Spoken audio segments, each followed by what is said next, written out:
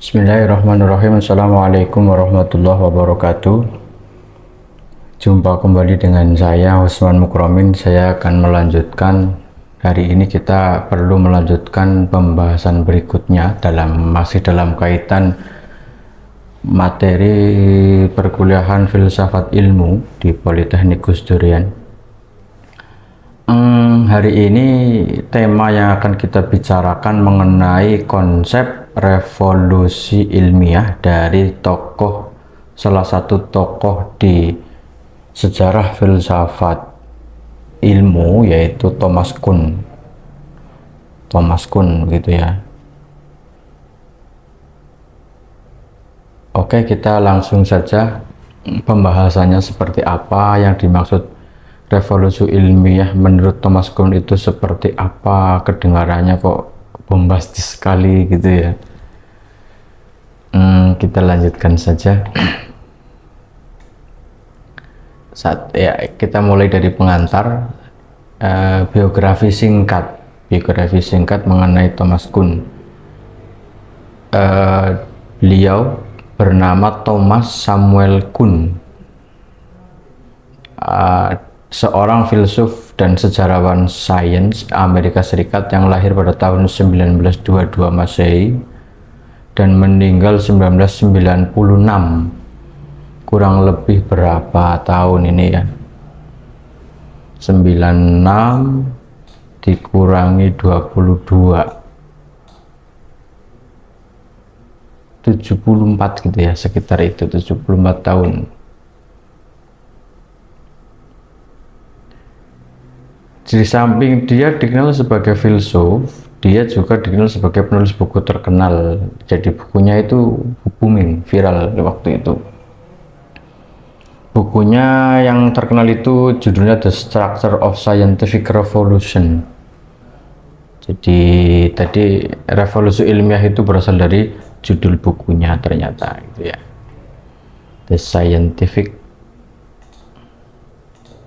Konsep revolusi ilmiah itu berasal dari bukunya. Itu yang ditulis pada 1962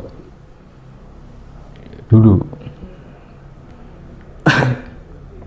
Dalam buku itu dia mengembangkan konsep perubahan paradigma dalam ilmu pengetahuan.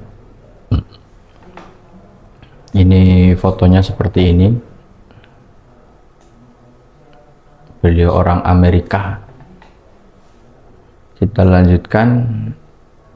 Nah, ini riwayat pendidikan. Kuhn mendapatkan gelar doktor di bidang fisika teoritis, jadi fisika murni, bukan fisika terapan ya. Kalau fisika teoritis ini fisika murni, kalau di kita ya fisika murni gitu istilahnya.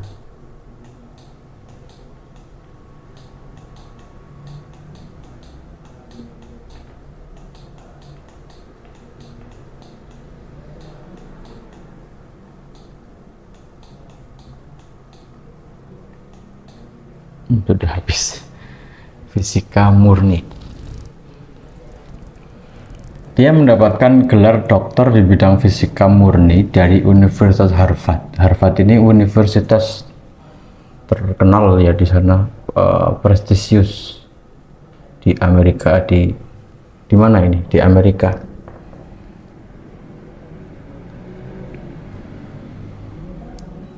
Jadi orang-orang yang bisa kuliah di sana itu orang-orang pilihan gitu, konon seperti itu, karena seleksi masuknya itu sangat ketat. Nah, setelah mendapatkan gelar doktor dari Harvard, ia mengajar di beberapa institusi pendidikan tinggi, termasuk di Harvard itu sendiri, alma maternya, juga Universitas California, Berkeley, dan Massachusetts Institute of Technology atau MIT. Nah, di MIT ini Kuhn bekerja sebagai dosen di bidang sejarah sains. Di sana dia mengajar mata kuliah sejarah ilmu pengetahuan, sejarah sains. Nah, selama karirnya ia juga menjadi anggota Harvard Society of Fellows dan mengajar di Harvard juga. Nah, Nah, selama karirnya, Kuhn menerima berbagai penghargaan dan pengakuan untuk karyanya, termasuk penghargaan George Sarton dari History of Science Society pada tahun 82. Kurang lebih seperti itu tentang sejarah singkat, riwayat pendidikan dan prestasi dari Thomas Samuel Kuhn, gitu ya. Kita masuk ke beberapa karya. Kita langsung saja menyoroti beberapa karya atau buku yang terkenal, buku-buku penting dari Thomas Kuhn ini. Yang pertama ada buku The Copernican Revolution, Planetary Astronomy in the Development of Western Thought. Ini filenya bisa ditemukan di, kalau kalian cari nanti di apa ya, Genlib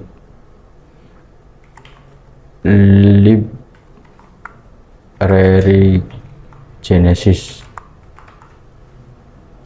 gitu ya, atau URL-nya libgen.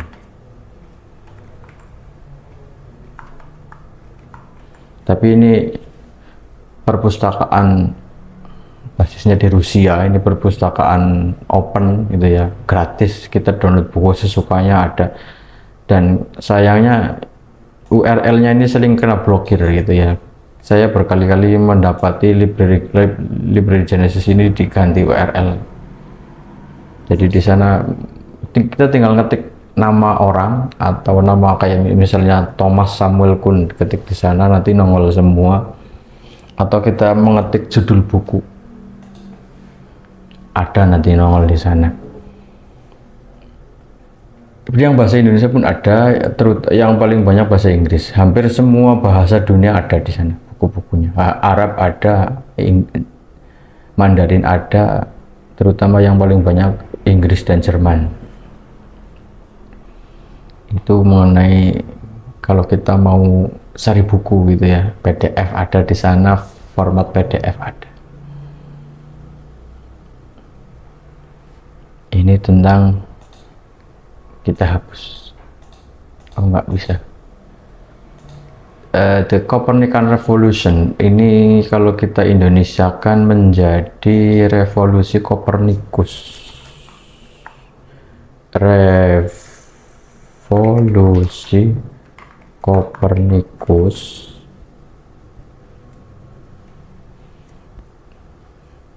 Planetary Astronomy in Development of Western Thought, tentang ini planet ya, model planet, model astronomi, planet astronomi dalam perkembangan pemikiran barat gitu ya. Jadi dalam karya ini, dalam buku ini, Kuhn itu membahas revolusi ilmiah Kopernikus yang menggantikan model geosentris dengan heliosentris dan dalam astronomi gitu. Nah, kemarin waktu kita membahas Popper, saya sempat menyinggung teori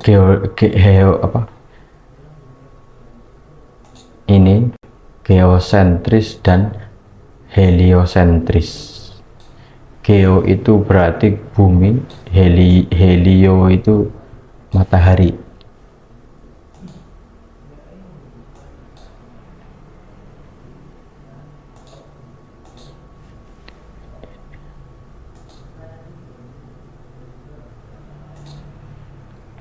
Geo ini bumi, helio ini matahari. Jadi dalam pemahaman tata surya zaman Bahala, model teori geosentris, bumi ini, nah ini kan gambarnya di sini nih, bumi ini menjadi pusat tata surya, bumi ada di tengah, matahari ini yang berputar mengelilingi bumi. Nah, bulan juga berputar mengelilingi bumi, planet Merkurius, Venus, ada Mars di luar. Nah, ini kurang lebih gambarannya seperti ini, susunan pemahaman astronomi, pemahaman planetarium zaman dulu Ini yang dalam sejarah perkembangan filsafat awal kemarin saya sampaikan, ini yang menjadi dogma atau doktrin doktrin ilmu yang dipraktekkan oleh gereja. Gereja beratus-ratus tahun meyakini kebenaran teori geosentris ini, kemudian dipatenkan, dan siapa yang menentang akan diancam gitu. Bahkan Kopernikus dan Galileo Galilei yang memunculkan teori baru yang disebut heliosentris ini, matahari sebagai pusat, kemudian di akhir hayatnya itu meninggal dihukum pancung. Itu zaman gereja Vatikan Bahala gitu ya, yang kemudian memunculkan Renaissance atau Aufklärung, zaman pencerahan di Eropa. Itu sudah saya bahas di pertemuan yang pertama. Nah, model heliosentrisnya Kopernikus ini merupakan sebuah terobosan baru yang bisa dikenal sebagai revolusi ilmu gitu ya, dalam dunia astronomi. Revolusi ilmu dalam dunia astronomi, makanya disebut revolusi ilmiah. Maksudnya di sini nanti revolusi ilmiah itu. Nah, ini gambarannya seperti ini. Nah, pemahaman tentang susunan planet, planetarium zaman sekarang yang kita pahami dari sekolah-sekolah itu hasil rumusan dari Kopernikus dan Galileo Galilei. Jadi kalau kita belajarnya zaman dahulu, zaman sebelum ada zaman gereja waktu awal dulu, kita akan belajarnya teori geosentris yang ini, yang atas. Gitu ya. Padahal sekarang teori yang atas itu sudah tidak berlaku lagi. Sekarang yang dipakai adalah heliosentris yang ini. Itu buku Thomas Kuhn yang pertama itu membahas tentang revolusi Kopernikus. Kopernikus ini nama orangnya. Itu seperti itu gambaran umumnya. Itu nanti kalian nyari, silahkan, bisa, bagi yang penasaran silahkan dicari sendiri bukunya, ada di yang tadi saya sebutkan itu, Library Genesis.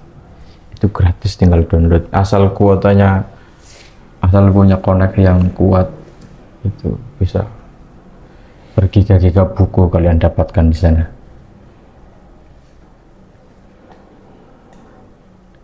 Nah, itu mengenai buku yang pertama ya, The Copernican Revolution. Kemudian buku yang kedua, nah ini buku yang terkenal yang akan kita bahas nanti, The Structure of Scientific Revolution.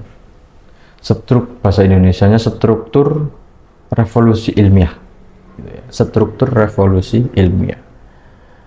Nah, kurang lebih itu juga bukunya ada di sana. Silahkan kalian cari sendiri, PDF-nya ada. Bahasa Inggris tentu, bagi yang alergi bahasa Inggris sekarang, semuanya sudah gampang gitu ya. Ada banyak tool, aplikasi untuk translate, pakai AI, artificial intelligence, itu mudah sekali. Jadi tidak ada kendala lagi dalam belajar. Jadi kendala bahasa itu sekarang sudah semakin tipis gitu. Tinggal kita bisa memanfaatkan teknologi yang ada, aplikasi yang ada. Terutama ini ketika kita belajar tentang buku-buku yang berasal dari bahasa Inggris, Jerman, Prancis, dan seterusnya, kita tinggal klik, beres. Yeah. The Structure of Scientific Revolution ini kurang lebih intinya ini, yang pertama mengenai paradigma dan inkomensurabilitas. Jadi paradigma ini kemungkinan besar, istilah paradigma sebagaimana yang selama ini kita pahami itu berawal dari sini, dari teorinya Thomas Kuhn ini. Paradigma itu yaitu tentang kerangka pemahaman yang mendasari perkembangan ilmu pengetahuan dalam periode tertentu. Jadi paradigma itu ya kerangka berpikir. Jadi dalam satu ilmu pengetahuan, misalnya katakanlah dalam fisika, dalam ilmu fisika, dalam kurun waktu tertentu, misalnya dalam 100 tahun di abad ke 15, 16, 17 gitu kan. Itu perkembangan fisika itu menggunakan satu paradigma, berada dalam satu paradigma fisika yang kemudian disebut sebagai fisika klasik, fisika modern. Nah, baru setelah munculnya Einstein, nah ini perkembangan fisika bergeser, paradigma fisika itu geser dari fisika modern dari fisika klasik ke fisika modern gitu. Jadi teori Einstein, relativitas Einstein juga merupakan contoh dalam munculnya fenomena revolusi ilmiah dalam ilmu pengetahuan seperti itu. Begitu ya. Nah, ini tentang inkommensurabilitas, yaitu ketidakmampuan untuk memahami atau membandingkan dua paradigma yang berbeda. Jadi ketika paradigma itu tadi, jadi di awal, di akhir perkembangan, di akhir fisika klasik menuju awal fisika modern, ini para ilmuwan itu mengalami yang namanya inkommensurabilitas, itu ketidakmampuan memahami sebetulnya paradigma yang benar itu yang ini atau yang ini gitu, yang A atau yang B gitu, yang satu atau yang dua gitu. Nah, ini yang disebut inkommensurabilitas itu. Ini para ilmuwan yang hidup di zaman peralihan antara paradigma lama menuju paradigma baru gitu, akan mengalami inkommensurabilitas. Nah, kemudian pembahasan yang berikutnya ada normal science di sana. Normal science. Nah, setelah normal science nanti munculnya krisis dan revolusi ilmiah. Nah, saat paradigma tidak lagi dapat menjelaskan fenomena tertentu karena anomali itu pengecualian gitu ya. Misalnya gini, setiap hari saya berangkat ke kampus menggunakan BIT, misalnya menghabiskan 1 liter bensin. Setiap hari begitu, itu sudah saya ukur dengan pasti, dengan valid, dengan berbagai kemungkinan, berbagai variabel istilahnya itu ya, berbagai kemungkinan, berbagai alternatif gitu. Itu sudah valid, sudah ilmiah saya ukur gitu. Nah, tiba-tiba satu hari saya berangkat ke kampus, tiba-tiba bensinnya kurang dari 1 liter ternyata habisnya, atau bahkan sampai 2 liter gitu. Nah, ini yang namanya anomali, pengecualian gitu ya. Terjadi anomali di sana. Akhirnya kan saya bingung gitu. Loh, ini kenapa gitu, anomali itu? Itu yang dimaksud anomali. Anomali ini, ketika anomali itu semakin banyak, maka krisis itu akan muncul, krisis dalam paradigma lama gitu ya. Paradigma lama tadi yang saya tadi, misalnya tadi saya berangkat ke kampus pakai motor BIT, bensin yang dihabiskan 1 liter, itu paradigma lama saya begitu. Suatu ketika saya berangkat ternyata lebih dari 2 liter atau 2 liter, ternyata nggak 1 liter lagi bensinnya yang dihabiskan. Itu anomali. Nah, paradigma lama saya goyah gitu loh. Keyakinan saya tentang kebenaran teori lama goyah. Nah, kemudian saya nyoba lagi hari berikutnya.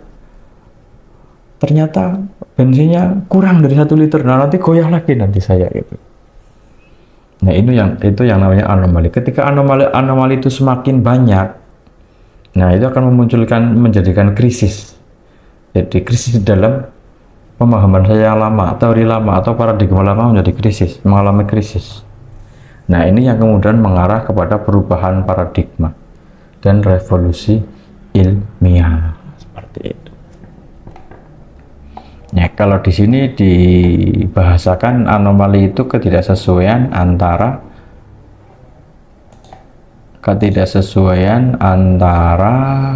prediksi dan pengamatan empiris. Gitu ya. Itu seperti itu. Kemudian revolusi ilmiah dan pembahasan subtema yang berikutnya nomor 4, revolusi ilmiah dan perubahan paradigma. Revolusi ilmiah terjadi ketika paradigma lama digantikan oleh paradigma baru yang menyediakan kerangka kerja yang lebih baik untuk menjelaskan fenomena dengan lebih baik. Itu seperti itu.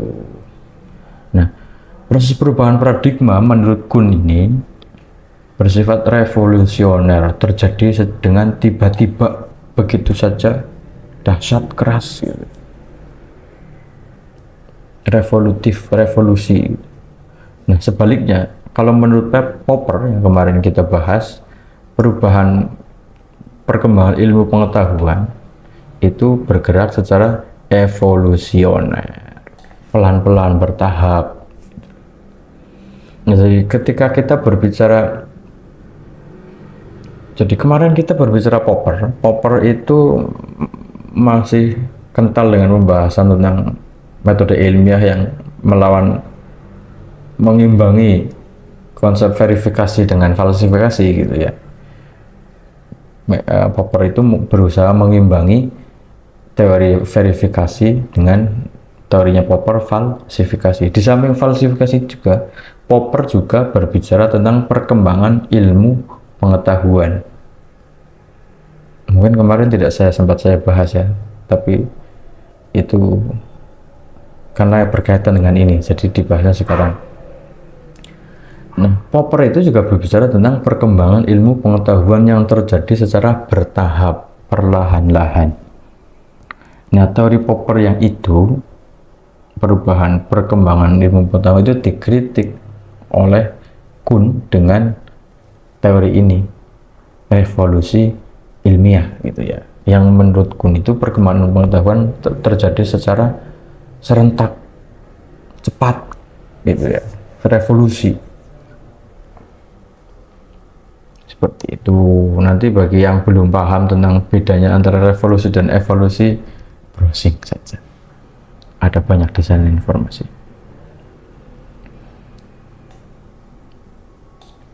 Seperti itu. Jadi kami sebagai dosen itu sifatnya hanya mengantarkan kalian belajar kerangka berpikirnya seperti apa sih gitu. Ketika kita belajar kerangka berpikirnya seperti apa gitu. Karena sekarang sudah tidak lagi belajar itu dalam berasal dari satu sumber, dosen atau guru gitu. Karena sekarang sudah ada ChatGPT, ada AI, ada macam-macam, ada YouTube, ada termasuk itu tadi yang library Genesis dan seterusnya. Jadi informasi itu semakin luas. Bisa jadi malah kalian yang baru belajar kemarin karena saking aktifnya browsing, informasinya lebih banyak daripada kami yang belajar bertahun-tahun tentang teori yang sama, tentang tema yang sama gitu. Nah, hanya kami sifatnya hanya mengantarkan kalian begini loh, ketika mau belajar filsafat itu tema-temanya ini, arahnya ini begini dan seterusnya, seperti yang sedang kita pelajari sekarang. Oke, kita lanjutkan buku. Kita kembali ke karya Thomas Kuhn, buku yang ketiga, yaitu The Essential Tension, Selected Studies in the Scientific Tradition and Change. Ini merupakan kumpulan esai atau artikel yang mencakup pemikiran Kuhn tentang sejarah sains dan perkembangan ilmiah. Tapi kurang lebih kerangkanya sama dengan yang di atas, karena masih satu tokoh itu biasanya kerangkanya sama. Jadi setiap tokoh itu punya ciri khas yang itu mendasari kerangka berpikirnya atau paradigma itu tadi gitu ya. Setiap tokoh itu punya paradigma tertentu yang itu mendasari setiap pemikirannya, semua pemikirannya. Jadi ketika paradigmanya itu bisa kita pegang, kita kuasai maksudnya apa, nanti buku-buku yang lain tentang dia yang dia bicarakan itu intinya sama, nanti ketemu gitu loh. Jadi enaknya kita belajar filsafat itu seperti kita mencari inti. Jadi ketika ada tokoh tertentu, kita cari dia ngomong apa sih intinya gitu, latar belakangnya apa dia ngomong begitu gitu. Tujuannya apa gitu. Nah nanti setelah itu ketemu, kita mudah memahaminya. Oh dia ngomong bulat-bulat begitu, ternyata tujuannya cuma itu tuh gitu kan. Itu seperti itu. Nah si Thomas Kuhn ini background ilmunya tentang fisika murni, jadi pembahasannya mengarah ke fisika banget gitu. Beda ketika orang yang backgroundnya misalnya matematika seperti yang metode ilmiah kemarin itu, para pendirinya kebanyakan backgroundnya matematika, makanya buku-bukunya itu arahnya ke matematika gitu, seperti itu. Ini backgroundnya fisika Thomas Kuhn ini. Nah di buku yang keempat ini tentang black body theory and the quantum discontinuity. Ini buku ditulis pada 1978. Nah, buku ini merupakan studi mendalam tentang perkembangan fisika kuantum pada awal abad ke-20. Jadi ini berbarengan dengan Einstein memunculkan teori relativitas 1 dan 2. Nah, black body ini apa gitu? Nanti silahkan kalian browsing sendiri gitu. Kemarin saya sempat browsing juga ini. Saya juga tidak punya background fisika, tapi ya akhirnya karena membawakan teorinya Kuhn ini ya terpaksa harus browsing gitu tentang fisika. Salah satunya black body teori ini apa sebetulnya gitu. Dan kebetulan ketika berbicara tentang fisika yang banyak rumusnya dan banyak hitung-hitungannya, saya puyeng gitu, saya pusing gitu. Makanya saya mencari informasi tentang fisika yang hanya fokus di logikanya gitu, teori logikanya kemana gitu, logikanya apa gitu, atau filosofinya apa di balik teori itu yang saya cari. Nah ini black body teori ini berbicara tentang, kalau saya menyebutnya ini khayalannya orang-orang fisika gitu ya,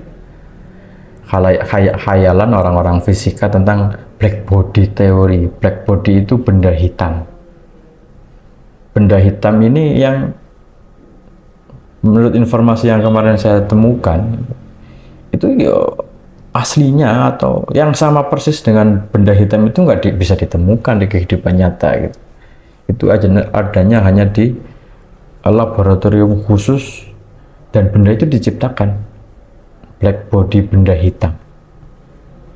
Yang black body ini nanti pemahamannya mirip-mirip dengan black hole dalam lubang hitam itu.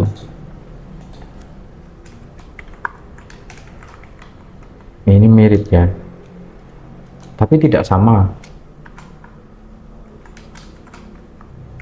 Black body dengan black hole ini sama-sama black gitu kan, intinya itu sama-sama hitam. Kalau black hole ini berbicara tentang di astronomi, kaitannya di alam semesta sana, di atas sana gitu ya, di ruang angkasa. Kalau black body ini berbicara tentang benda yang ada di laboratorium, benda khusus yang namanya black body teori, benda hitam. Nah, benda hitam itu yang konon hanya ada di lab itu, laboratorium. Benda itu memiliki kemampuan untuk memancarkan radiasi dan sekaligus menyerap radiasi ketika dipanaskan gitu. Ini sudah berbicara tentang fisika kuantum gitu ya. Ini kaitannya dengan teorinya Einstein itu. Nah ini ketika grafik ini memaksudkan bahwa ketika black body itu dipanaskan pada suhu tertentu, nanti akan memunculkan atau radiasi dengan frekuensi tertentu sehingga warnanya berubah gitu ya. Panas, merah, lebih panas lagi oranye, lebih panas lagi kuning, lebih panas lagi hijau, lebih panas lagi biru gitu. Itu seperti itu. Konon seperti itu. Kalau pemahaman saya kurang tepat ya silahkan nanti kalian koreksi sendirilah ya. Ini hanya pengantar saya mengantarkan ke arah maksud umum dari black body theory itu apa. Makanya tadi di awal saya sebutkan ini karena saya kurang paham dengan fisika, jadi di awal saya menyebutkan ini khayalannya orang fisika tentang black body theory ini. Yang paham ya orang-orang fisika gitu. Itu seperti itu. Dan kalau apakah kita nggak boleh paham, ya boleh, silahkan, itu bebas kok, asal mampu memahaminya. Nah, perubahan pemahaman ilmiah yang muncul waktu itu terutama sehubungan dengan fenomena black body radiasi benda hitam itu tadi.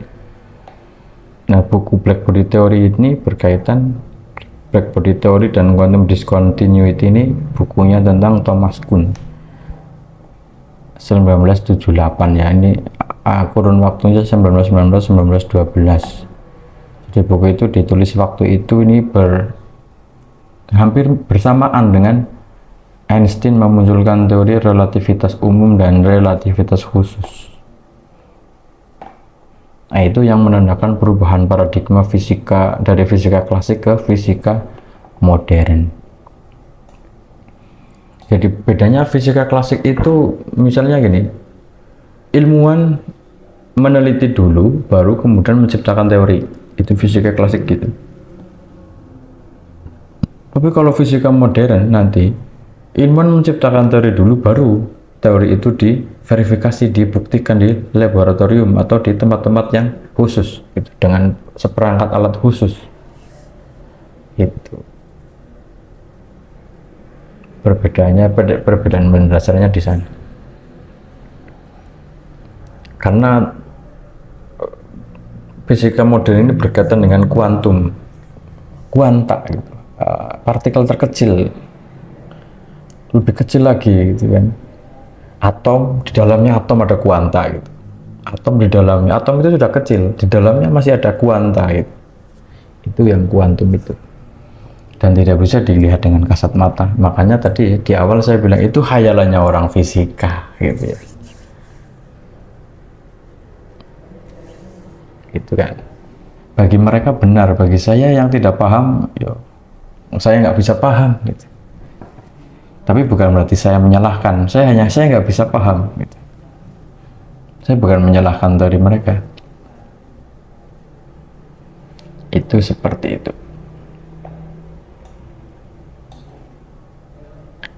Bukunya yang kelima, The Rothschild Structure Philosophical Essay. Ini kumpulan essay yang terbaru setelah kematian Kuhn oleh pemikir-pemikir selanjutnya ya, menjaga pemikiran tentang filsafat ilmu pengetahuan dan ilmu pengetahuan sosial.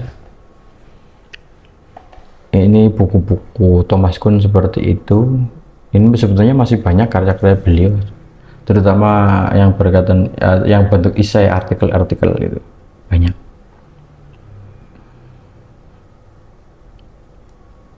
Untuk pengantar seperti itu. Nah, ini siklus revolusi ilmiah dari tadi kalian kayaknya masih bingung ya, revolusi yang dimaksud revolusi ilmiah itu apa gitu. Sekali lagi saya sampaikan bahwa berbicara tentang revolusi ilmiahnya Thomas Kuhn ini, kita berbicara garis besarnya itu tentang Thomas Kuhn ini sedang berbicara tentang perkembangan ilmu pengetahuan.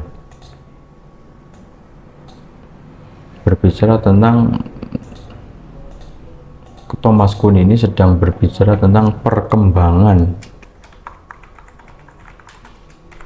ilmu pengetahuan.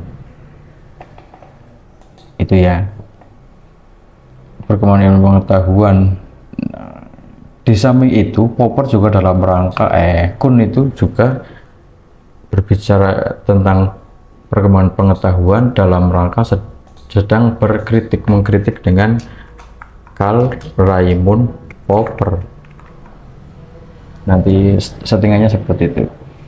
Kalau Popper berbicara perkembangan pengetahuan terjadi secara evolutif atau perlahan atau bertahap. Nah, sementara Thomas Kuhn membicarakan perkembangan ilmu pengetahuan terjadi secara revolusi atau cepat, serentak gitu ya. Apalagi bisa jadi acak gitu. Terus pokoknya revolusi lah, kebalikannya dari evolusi, perlahan-lahan itu. Nah, konteksnya di sini kita berbicara perkembangan ilmu pengetahuan. Nah, Thomas Kuhn ini konteksnya di sini.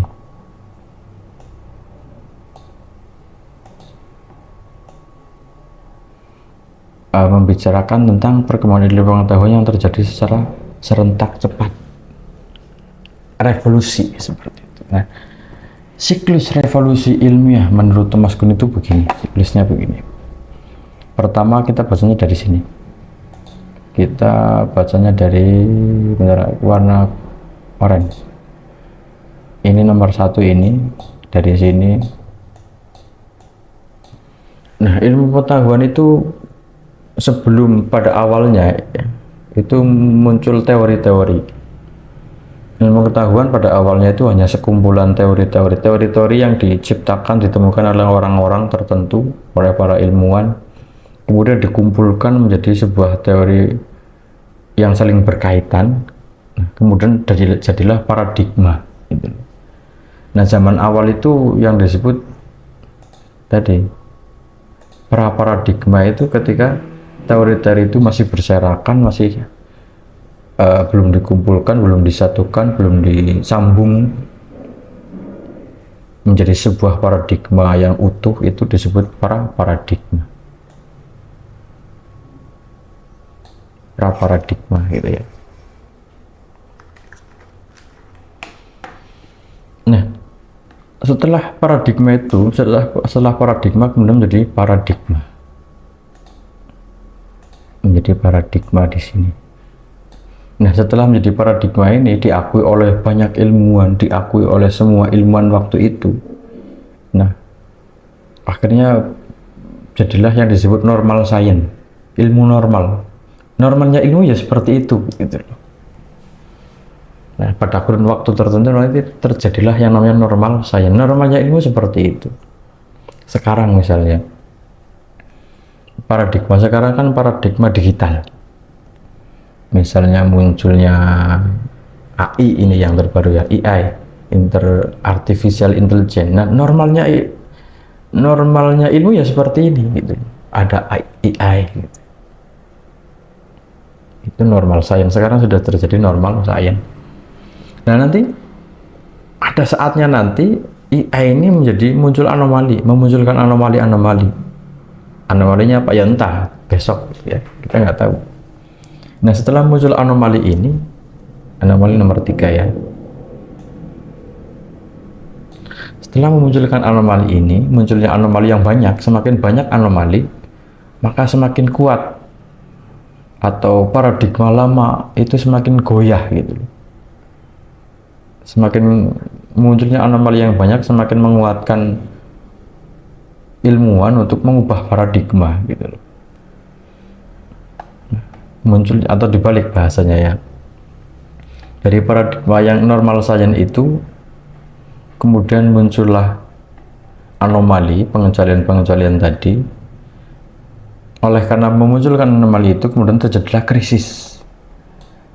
Para ilmuwan, orang-orang semakin tidak percaya dengan ilmu yang normal tadi. Ilmu yang normal ternyata sudah tidak normal lagi gitu. Jadi pada suatu saat besok, entah kapan waktunya, dunia digital ini akan mengalami yang namanya krisis, pasti. Itu perkembangan siklusnya seperti itu.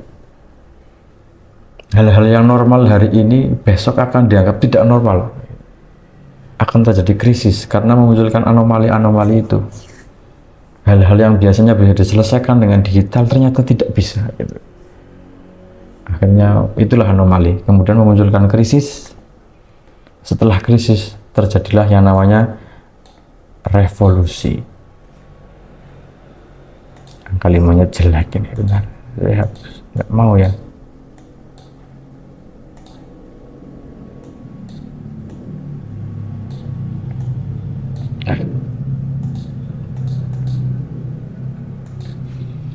Setelah terjadi munculnya revolusi, dan setelah terjadinya revolusi maka akan terjadi kembali yang namanya paradigma itu tadi, gitu ya, paradigma akan kembali ke sana, nanti kembali lagi. Nah, ini siklus ini terjadi kurun waktunya kapan ya, tidak mesti, tidak tentu gitu. Bisa jadi 1000 tahun, 200 tahun, atau kita nggak bisa memastikan setiap siklus ini terjadi dalam berapa waktu, kita nggak tahu. Tapi secara umum siklusnya seperti ini, proses perkembangan ilmu pengetahuan. Nah, termasuk dunia digital sekarang ini, itu juga kalau berdasarkan teori ini, itu tidak akan abadi. Nanti akan ada waktunya dunia digital mengalami anomali, memunculkan anomali, mengalami krisis, kemudian terjadilah revolusi. Bukan revolusi 4.0 lagi, banyak mungkin revolusi 5.0 atau revolusi bisa jadi malah langsung 6.0 gitu. Entah apa nanti bagaimana kita belum tahu. Seperti itu siklus revolusi ilmiah, sederhana sekali sebenarnya, tentang perkembangan ilmu pengetahuan. Tentu yang dibicarakan oleh Thomas Kuhn ini berkaitan dengan sains, ilmu pengetahuan sains, bukan ilmu agama, bukan ilmu sosial ya, tapi ilmu pengetahuan atau sains itu tadi. Nah, seperti itu gambaran umum dari teori Kuhn, Thomas Kuhn. Nah, ini kritik atas Thomas Kuhn seperti apa? Nah, ini saya ambilkan beberapa kritik-kritik para ilmuwan, para kritikus menanggapi tentang teorinya Thomas Kuhn. Yang satu, bahwa teorinya Kuhn ini bersifat relativisme ilmiah. Beberapa pakar berpendapat bahwa pandangan Kuhn ini tidak adanya standar objektif gitu untuk menilai atau kebenaran teori ilmiah. Karena paradigma ini berlaku di suatu saat waktu tertentu, dan itu akan dikatakan benar pada waktu itu, dan besok ketika paradigmanya sudah berubah, paradigma lama akan dikatakan salah. Disitulah relativitasnya, di situ relatif gitu, tergantung kapan berkembangnya, kapan diakuinya, kapan dianggap normalnya gitu ya. Pada waktu dianggap normal itulah dianggap benar, tapi ketika sudah dianggap abnormal itu sudah salah gitu. Relatif, kebenarannya relatif. Kemudian yang kedua, kritik yang kedua, pengabaian kontinuitas ilmiah. Nah, beberapa kritikus menunjukkan bahwa Kuhn ini mungkin terlalu menekankan perubahan mendalam dan mendadak. Ini revolusi itu tadi ya, mendalam dan mendadak dalam perkembangan ilmiah, tidak memperhatikan proses evolusi seperti yang disampaikan oleh Carl Raimund Popper kemarin.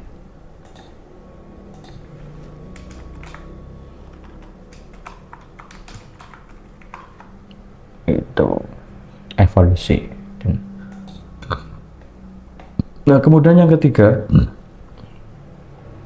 perbedaan yang terlalu tegas antara paradigma lama dan paradigma baru. Beberapa kritik menyatakan bahwa pemisahan antara paradigma lama dan paradigma baru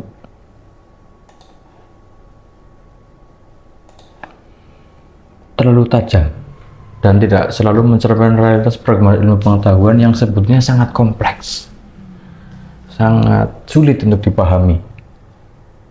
Nah, Kuhn ini kalau mengikuti yang ketiga ini, Kuhn ini terkesan sedang mempermudah atau simplifikasi dalam masalah ini, mempermudah atau membuat simpel, menyimpelkan, menyederhanakan atau menyepelekan itu ya, bahasa menyederhanakan itu konotasi positif, tapi menyepelekan itu sebetulnya sama, tapi satu negatif satu positif.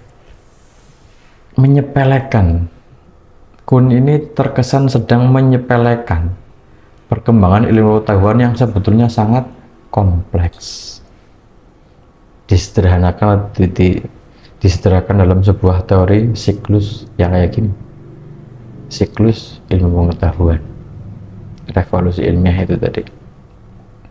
Nah, kritik yang selanjutnya pentingnya aspek sosial. Jadi Kun ini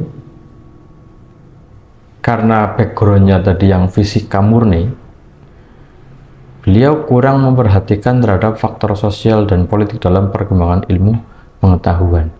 Padahal sebetulnya perkembangan ilmu pengetahuan itu sangat berkaitan dengan unsur politik, faktor sosial yang lain. Dulu zaman revolusi Kopernikus atau sebelum revolusi Kopernikus, ilmu pengetahuan itu berkaitan dengan politik gereja waktu itu.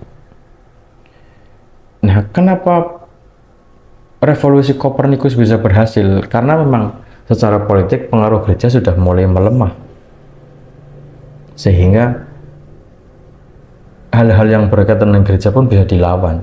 Perlawanan terhadap gereja pun mengalami kesuksesan karena memang gereja sudah lemah posisinya waktu itu. Nah, unsur sosial seperti itu, unsur politik demikian yang tidak dibahas oleh Thomas Kuhn. Ya, kembali ke atas tadi, Thomas Kuhn itu terkesan sedang menyepelekan, menyederhanakan pemahaman atau perkembangan ilmu pengetahuan yang sebetulnya sangat kompleks. Nah, yang kelima, kritik terhadap penggunaan sejarah khusus tertentu. Mereka berpendapat bahwa generalisasi dari kasus tersebut mungkin tidak selalu dapat diterapkan pada semua disiplin ilmu.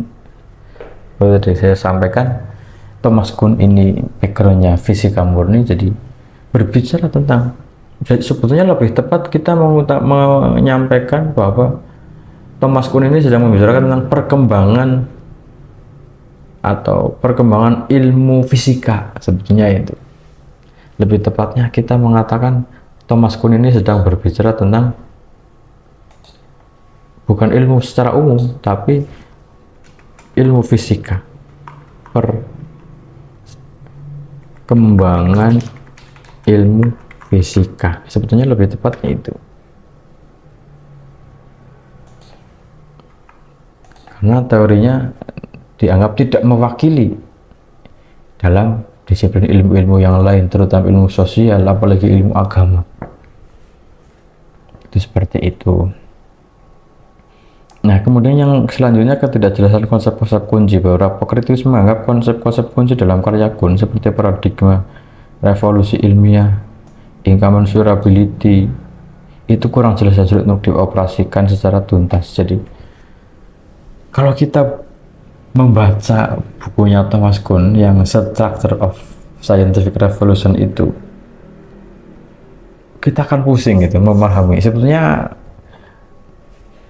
Thomas Kuhn ini karepnya opo gitu, dia maunya gimana gitu, apa yang dia bicarakan itu apa sebetulnya gitu. Kalau kita langsung membacanya dari buku intinya tadi, kita akan kesulitan gitu. Makanya nomor 6 ini ada benarnya bahwa Thomas Kuhn ini tidak jelas gitu loh ketika membicarakan tentang konsep-konsepnya, terutama tentang paradigma revolusi ilmiah. Karena di Thomas Kuhn sendiri pun tidak secara tegas mendefinisikan paradigma ini loh, paradigma itu ini loh, revolusi ilmiah itu begini loh, normal saya itu begini loh, tidak ada di situ. Jadi kita bisa memahami seperti ini, konsep besar ini ya berasal dari pemahaman para komentator-komentator mengenai Thomas Kuhn. Jadi kalau kita belajar langsung, membaca langsung buku-buku ya Thomas Kuhn, kita akan, aduh gimana ini, maksudnya apa gitu, seperti itu. Itu Thomas Kuhn seperti itu. Demikian, terima kasih kami sampaikan. gimana ya, biar enak, biar diskusi kita, kuliah kita ada timbal baliknya gitu loh. Kalian dimintai untuk komentar, tidak komentar. Kalian dimintai untuk bertanya, tidak bertanya. Kalian, ya saya mengakui itu karena kesibukan masing-masing ya. Tapi setidaknya kuliah ini bisa ada interaksi gitu loh. Komunikasinya tidak sepihak dari kami menyampaikan, kemudian tidak ada komunikasi baliknya seperti itu kan. Jadi kami kesulitan menentukan sebetulnya kalian baca nggak sih, mendengarkan nggak sih, nyimak nggak sih, dan terakhir paham nggak sih gitu loh. Meski sebetulnya paham itu ya urusan teknis sih, karena kalau kita punya misalnya gini, saya ada kepentingan untuk membuat materi tentang Thomas Kuhn, pasti mau tidak mau saya harus bisa paham gitu kan, mencari informasi sebanyak-banyaknya. Karena ada tuntutan, saya bisa paham. Tetapi ketika tidak ada tuntutan, ngapain saya belajar gitu kan. Nah, ini yang dilema sebetulnya ya. Perkuliahan online itu dilemanya seperti itu. Jadi saya berharap kalian semangat belajar gitu ya. Setidaknya meskipun kalian tidak menguasai 100% apa yang saya sampaikan, minimal garis-garis besarnya kalian bisa tahu lah, atau pernah mendengar gitu, pernah mengingat gitu loh, garis besarnya seperti itu, alur berpikirnya demikian. Filsafat ilmu itu karepe ngene. Kenapa harus belajar filsafat ilmu? Karena ini kerangka dasarnya, dasar dari semua ilmu pengetahuan. Sebelum kalian berbicara tentang AI, desain, pemasaran, pajak, minimal kalian tahu loh kerangka keilmuannya seperti ini. Ini loh yang dimaksud dengan ilmu itu seperti ini gitu loh, karepe ngene. Sehingga ketika kalian ketemu dengan anomali-anomali tadi, permasalahan dalam urusan pekerjaan, keseharian, atau dimanapun, kalian setidaknya bisa berpikir dengan landasan keilmuannya gitu loh, pas gitu kan, tidak asal mikir, asal ngawur gitu kan. Maksud besarnya seperti itu. Jadi apa namanya, meskipun barangkali berat ya menekankan kalian untuk belajar secara serius tentang teori filsafat, tapi setidaknya kalian itu paham lah, mengerti gitu. Dan saya sudah dalam penyampaian materi ini saya sudah menurunkan tensi sulitnya lebih dari 50%. Saya menyampaikan sudah saya sederhanakan sedemikian rupa. Toh meskipun kalau kalian tidak paham, itu berarti yang salah di mana. Saya nanti kita cari bersama solusinya seperti apa. Yang jelas saya harap ada komunikasi lebih lanjut, ada tindak lanjut komunikasi gitu loh. Demikian yang dapat kami sampaikan. Mengenai perkembangan Politeknik, ada berita menarik ya, bahwa sekarang Politeknik sudah punya direktur baru. Ada direkturnya sudah diresmikan kemarin ya, belum, tapi sudah diputuskan oleh yayasan, belum ada peresmian gitu ya. Yaitu yang Pak Junianto itu beliau adalah direktur Politeknik yang baru. Kalau saya masih di wakil direktur pertama bagian akademik, ada bagian keuangan dan sumber daya SDM perdosenan itu Pak Mujib, terus ada bagian Pak Renda itu wakil direktur ketiga bagian kerjasama, pencarian mahasiswa dan seterusnya, itu urusan kerjasama ke dunia luar seperti itu berita menariknya seperti itu. Kemudian kita tunggu informasi berikutnya ya. Besok akan ada rapat internal tentang ini dengan Bapak Direktur yang baru, perkembangan Politeknik mau seperti apa ke depannya. Semoga membawa dampak yang positif untuk kita bersama. Demikian yang dapat kami sampaikan. Terima kasih. Kurang lebihnya mohon maaf. Assalamualaikum warahmatullahi wabarakatuh.